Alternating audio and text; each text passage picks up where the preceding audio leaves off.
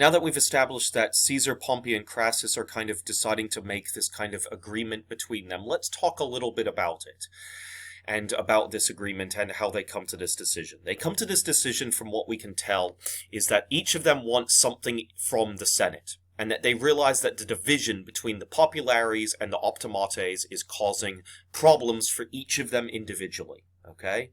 And they all want something that another one of them can give them. And so let's talk a little bit about this and what this all is. What this means is they're going to form an alliance between the three of these men. Okay, these three men are going to form something called the Triumvirate. Okay, it was a secret group, these three men, called the Triumvirate. It was not let out to other people. Okay, we will eventually have something called the Second Triumvirate down the way, and that will involve three different men, and that will actually be public. But this time, it will be called the Triumvirate, and it is their kind of secret little alliance. And it was formed in the year 60 BCE, okay? That it was basically this handshake deal, and they did not let other people know about this, because if people found out that these three very different people were working together, people would try to make an alliance to stop them, okay? And they realized this. So, Julius Caesar, of course, is a member of the Populares, okay? We've already established a little bit of his, or quite a bit of his background, and he wants one thing more than anything else, and that is the consulship. He's been working towards that, obviously, for quite a while. He even thought that he needed a little bit more military experience and money to be able to maybe get a hold of it. He even divorced one of his wives, or his second wife, because he thought there could be a scandal associated with her, and that it would look badly on him politically. And so he really wants to win the election for the consulship. And to do that, he's going to need people backing him with more money than he might have, as well as backing him politically, and kind of pushing his name and saying, yes, I endorse that man. Okay? And so that's one of the two things he wants. Another thing he wants is eventual military conquest. He's already gone on military campaigns, but never been really the leader of that campaign. He wants to be the one in charge. Okay? He's usually like the second or third person in charge, and that's just not good enough. He wants his name at the top of this military campaign. And so military conquest could happen for him if he wins the consulship. And, sometimes the consul has to go to war, okay, and is the leader of the army. So that could possibly happen. Or if there isn't a war during the following year, okay, and that a war doesn't happen, he could maybe be, when he becomes proconsul, okay, or governor of a territory, if he were to get a territory that was kind of right near possibly enemies or possible enemies, then maybe he could kind of figure a way out to eventually lead a military campaign thanks to that. And so we end up having that happen. And so he wants military conquest as well as the consulship. And they kind of work together with each other. One can help him get the other. Pompeius Magnus, or Pompey, okay, or Gnaeus Pompeius, whatever you want to call him, Pompey the Great, whatever. He is a member of the Populares political party, or the idea of the political party of it. And we've already established what he's kind of wanting at this time already in this lecture. And that is mostly land for his troops. Okay, he wants retirement benefits for his troops that are ready to retire, to thank them for all of the work that he's done, or what they've done when attacking Armenia and Pontus, okay? He also is kind of looking for a new wife at this time. Pompey had been married, and it didn't work out, and now he's single, and kind of wants a new wife. And while meeting with Julius Caesar at Julius Caesar's home, he ends up meeting Julia. And Julia's in her late teenager years at this time, and this is typical that of the time period that older men would meet young teenagers or young 20-year-old women, and they would end up getting married. And it was because younger women were able to have children back then. And just like now, and later on they can, but back then it was very important for health reasons. Okay, health reasons with, if you were younger, you were more likely to be able to survive pregnancy, as well as giving birth. And so that's a very important thing, and he's kind of looking at that. And as well as he also realizes that him getting married to Caesar's daughter would cement a political alliance between the two of them that was now not just a handshake deal, but a blood bond, right?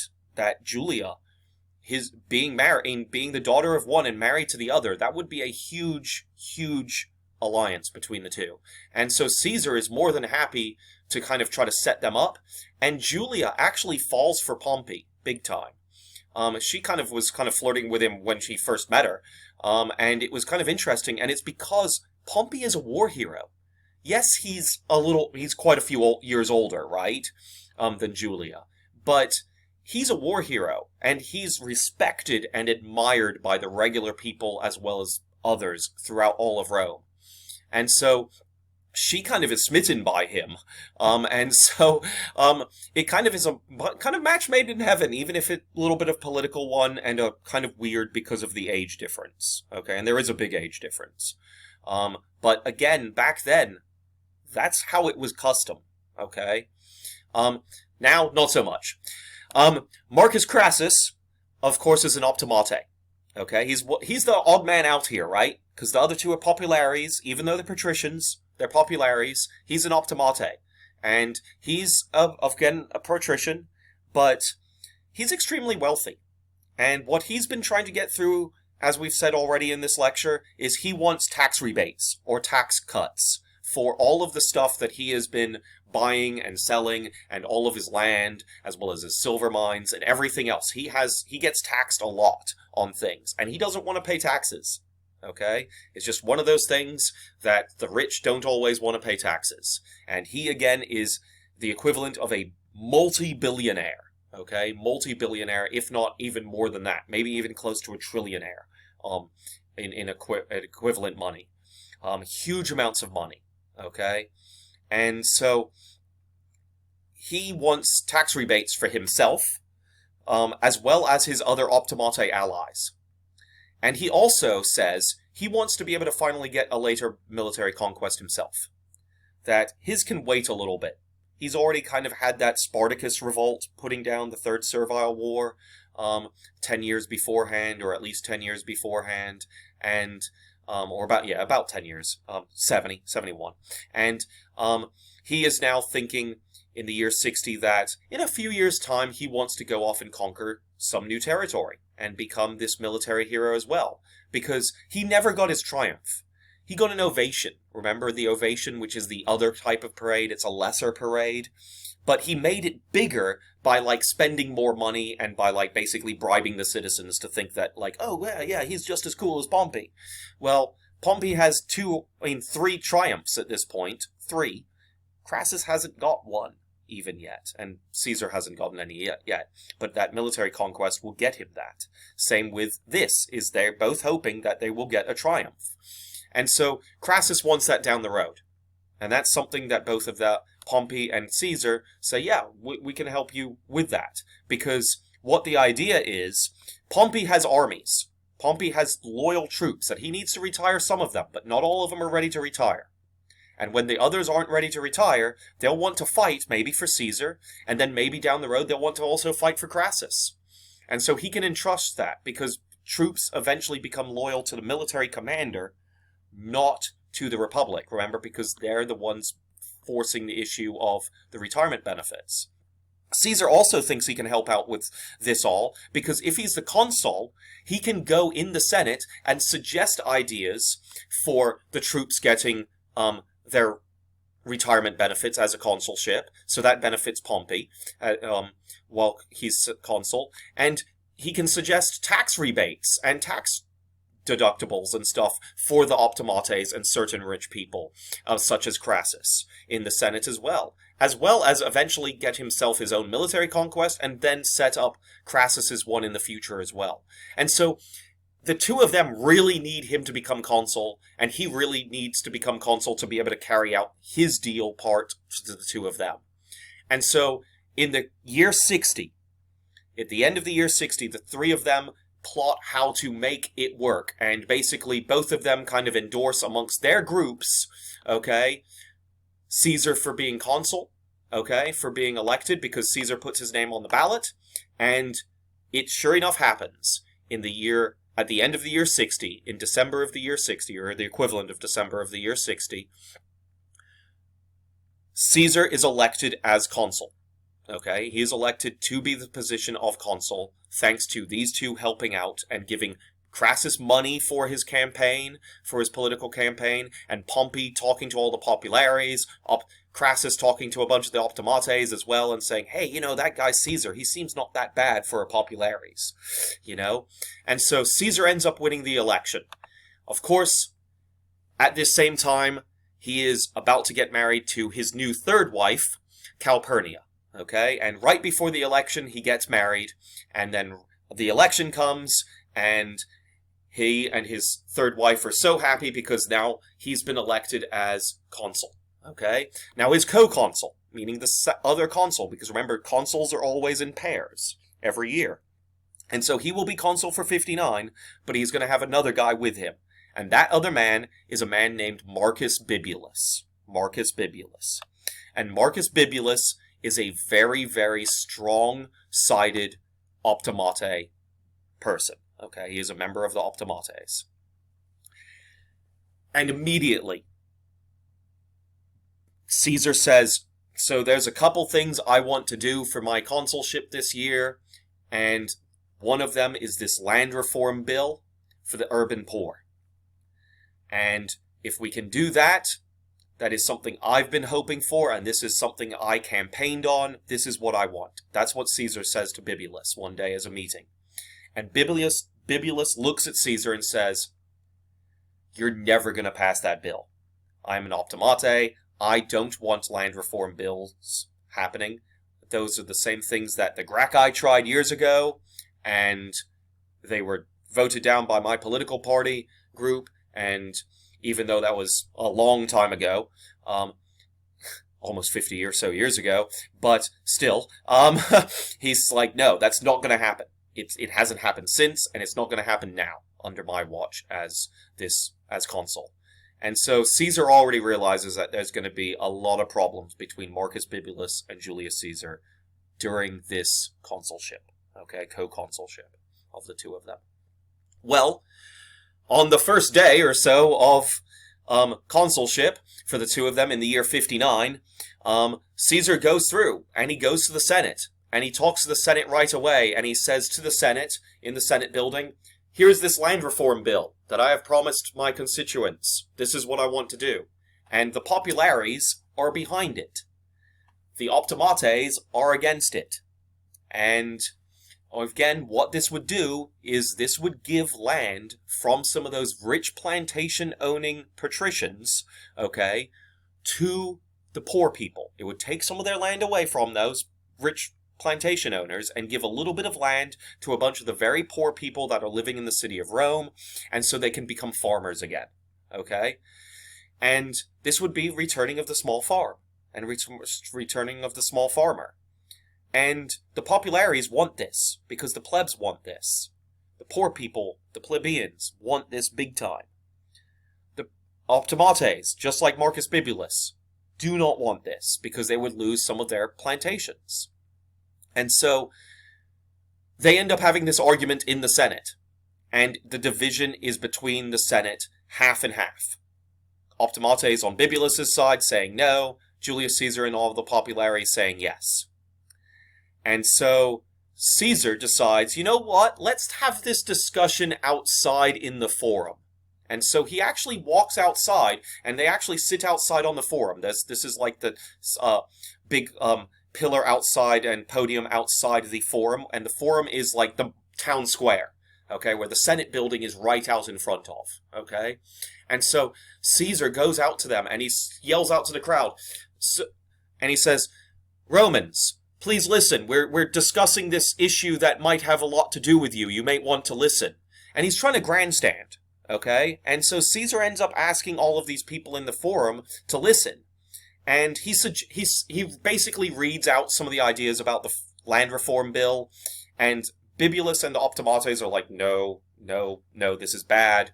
And Caesar just keeps reading, and eventually a debate happens in the forum right there between the two of them, Caesar and Bibulus, on the podium, right in front of everybody, okay? On the steps, at the top of the steps of the Senate building, okay? And you can imagine it like our Capitol buildings always have steps leading up to them. Well, they're on the top of those steps, and the crowd is in the bottom area, listening. Well, during this discussion, it gets out of hand, and arguments in the Senate, and the senators start arguing on top of the steps amongst each other. People in the forum, okay, the forum, which is the town square below, they actually start fighting with each other. Many of them are fighting against patricians, okay, many of the plebeians are the majority of the people, and they grab a bucket of manure, and they toss it at Marcus Bibulus, because they're like, if you're not going to give us our land, then what worth are you? And they basically throw manure, a bucket of manure, over Marcus Bibulus. It's kind of crazy, but this is exactly what Caesar kind of hoped would happen. He had hoped that the people would push for this land reform bill if he told them about it. And that's why he took it outside as opposed to just discussing it inside. And so it's very interesting that Bibulus at this point also gets pushed down the stairs during this fight and this riot. And he runs all the way back to his house. And when he runs back to his house, he basically says, I'm never coming out of my house, because he's at this point fearing for his life. He's the consul. He's one of the two consuls, he and Caesar.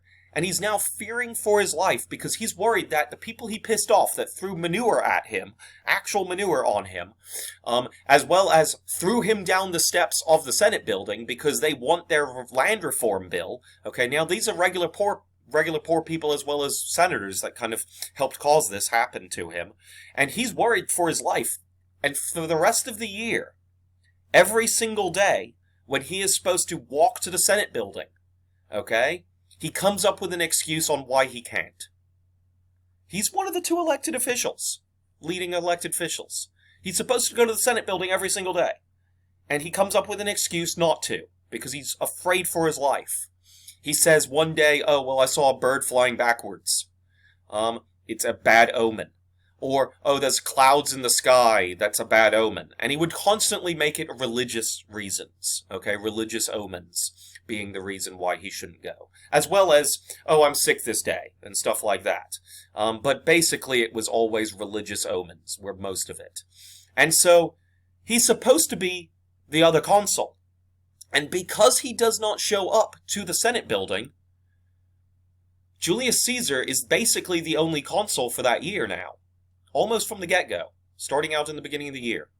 And so consuls are supposed to be two of them. But one of them is deciding not to ever show up and not do his job.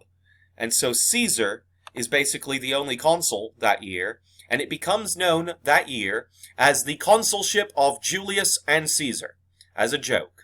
Okay? The people of Rome start saying that the two consuls that year are not Julius Caesar and Marcus Bibulus, because Bibulus won't come out of his house, but now they are Julius and Caesar. It's a joke. That Caesar is basically the only consul, and that he's also the consul with himself, because the other guy's not showing up. And so, that's one of the interesting things about that. Let's move on to what happens during this consulship, of where Caesar is now basically the only one, which means Marcus Bibulus can't veto anything that Caesar puts forward without coming to the Senate himself. And anytime the Senate wants to have something passed, Bibulus would be able to veto it, right? Well, he's not in the Senate building, so he can't. And so, basically, Caesar is going to be able to pass things that he wants to pass. So he passes that land law. And it's very interesting. When he suggests the land law a few days later, after realizing Bibulus isn't going to show up, he goes in front of the Senate, and he realizes he's still going to have to get the majority of the Senate members to vote for it. And so he suggests the land reform bill again, as well as another land law for Pompey's troops to be retired on. And what he does is he suggests this, and two of the people in the crowd of the Senate that day happened to be Crassus and Pompey. And since they were former senators, as well as former consul members, they're allowed to show up to the Senate. Okay, they're allowed to show up and make an opinion and a voice of opinion, and then let everybody else vote. And they can do that if they're given the floor, just for a second or two, or a few minutes to make a speech. And it's interesting, because when Caesar tries to pass this land reform bill, Crassus stands up and says, even though I'm an optimate, and I have these big plantations out in the countryside as well, I'm fine with giving up a little bit of my land for the urban poor, because it's the right thing to do. And so a lot of the optimates in the crowd of the Senate kind of are like, oh, yeah, if one of our most important, optimates is saying this, it can't be that bad of an idea, so let's go ahead and vote for it. A couple of them are swayed. And so the land reform bill is passed. And then the next part is when those land laws for the retirement of troops pops up. Pompey makes a speech saying, please let my troops have retirement benefits. Please let them have the retirement benefits. They have fought for this country, for the Roman Republic, and they have conquered 2 whole areas for it, and they are ready to retire. It's the right thing and patriotic thing to do to let these soldiers be rewarded for the patriotic service. And the optimates, of course, don't want to do that. And some of the populares necessarily don't want to do that, but some of them both do on both sides. But they have to agree on it. And so they both come together. Crassus at this point gets up and makes a speech saying, well, if I can interrupt for a second, I can attest that this amount of land and service is worth it. This amount, giving that land to these soldiers that have served is fine. I think it's an okay idea. And Caesar pushes that idea himself as the consul, and of course the populares and optimates for some reason decide to vote the way that Pompey, Caesar, and Crassus wanted, and Pompey gets his retirement benefits for his troops. And then Caesar comes up with another idea and says, hey, we should, and this is all over a process of multiple days and weeks, okay? And so at this point Caesar suggests also that there be tax cuts for some of the optimates. Of course, this is what Crassus wants. And so Crassus actually makes an appearance in the Senate again that day and makes a speech saying, please, I am very happy that Julius Caesar is suggesting this. I have been pushing this idea for a long time. Some of us have paid a lot of money into the government, and we would like a kind of benefit back by not having to pay as much next year or in the future. And so he makes his speech, Caesar makes his speech, and then Pompey also showed up that day and says, I think it's something that should be done because the optimates have already shown us, and the other patricians here have shown us how good they are willing to let us do things for these land reform bills, and they let us do all these things, and we should reward them and thank them for that. And so, sure enough, these supportive speeches and appearances in the Senate by these two men, as well as Caesar as the consul that year, manipulate the Senate. And no one in the Senate starts thinking there must be some big alliance between the three. Because the three of them really aren't seen together. Crassus and Pompey absolutely hate each other in public. And so no one in the Senate thinks of anything different. And everything they want is passed between those three. Well, at the end of the year of 59 BCE, Caesar sets up his proconsulship. At first, he and Marcus Bibulus were supposed to be given some really terrible province that was very far away from any fighting, and they didn't really want it, or Bibulus didn't really care, he just wanted to get out of Rome. And Caesar doesn't want that area. He's supposed to be given an area called Illyricum, which if we look at the map here, Illyricum is this little sliver of tan pinkish line along here. Okay? There's not much going on in that area right at this time. And so, he doesn't want that area. However, because Marcus Bibulus doesn't show up to try to stop him, again, throughout the whole year, obviously, Caesar is also able to get a hold of two other provinces at the same time that he gets to be governor of. Cisalpine Gaul and Transalpine Gaul. Okay? And he's going to be proconsul or governor of all three of these places for 5 years, which is the typical amount of time, 5 years. And he's going to get command of 4 legions, some of them being some of Pompey's former soldiers from the previous war, as well as a new couple young recruits. And so, Transalpine Gaul, Cisalpine Gaul, and Illyricum. And here's Italy. And so if we scroll back out again, he's going to get this area, and this area. And Bibulus basically doesn't get anything because he never shows up to the Senate asking for it. And so Caesar gets not just 1 province to be governor of, but 3. And it's very interesting that he's going to have these 3 areas that are right next to each other and right on the border of Gaul, okay, France, as well as Germany up here, and that Gaul is kind of not claimed yet. No one's claimed that area. There's a bunch of people live out in it, tribes people, kind of like native French people running around, barbarians almost, or treated or thought as barbarians. But Caesar's going to want to use that idea to expand from these places into those areas, if he can come up with an excuse. And what will that get him? His military conquest, finally. Maybe by being governor of these 2 places, as opposed to just Illyricum, can finally get him his military command and conquest. And he's got 4 legions, the 7th, the 8th, the 9th, and the 10th. And the 10th is one of these veteran legions called the Knights, named the Knights. And so, in the year 58, he leaves, in the beginning of the year 58, he leaves Rome, and he goes to be governor of these 3 places, and he's mostly going to go to these 2, and ignore Illyricum. He barely ever sets foot there. And right when he gets there in 58, there is a coincidentally crisis that he decides to come and use for his own benefit, and that is when a bunch of people called the Helvetii that live in present-day Switzerland right here, in the Alps Mountains. So here's the Alps Mountains, here's Italy, here's Spain, here's France, here's Germany, okay? Switzerland would be here.